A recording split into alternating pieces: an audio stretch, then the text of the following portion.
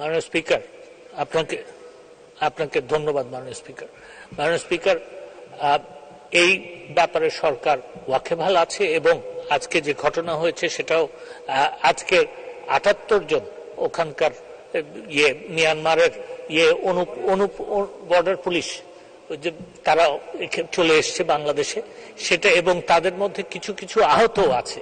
তো তাদেরকে চিকিৎসা দেওয়া হচ্ছে, তাদেরকে একটা স্কুলে রাখা হয়েছে এবং আপাতত তাদেরকে সেখানে রাখা হয়েছে। মিয়ানমারের সাথে বাংলাদেশের পররাষ্ট্র মন্ত্রণালয়ের মাধ্যমে একটা আলোচনার জন্য নির্দেশ দেওয়া হয়েছে এবং আমরা সেই আলোচনা করার জন্য এবং তাদেরকে ফেরত পাঠানো বা ফেরত যদি পাঠানো না যায় তাহলে অন্যান্য ব্যবস্থা কি করা যায় সেটা হবে। কিন্তু সর্বোপরি যেটা মাননীয় প্রধানমন্ত্রী নির্দেশ দিয়েছেন সেটা হচ্ছে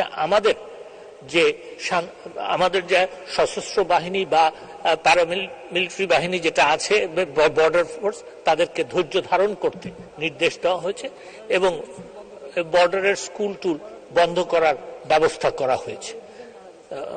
এবং গতকালকে যেটা হয়েছিল, মর্টার শেলিং এ আমাদের একজন মারা গেছে, ওখানে ওদের একজন মারা গেছে, এটাও সঠিক। এবং এই পরিস্থিতি বাংলাদেশ খুব নিবিড়ভাবে পর্যবেক্ষণ করছে এবং এটার ব্যবস্থা নেওয়া হবে।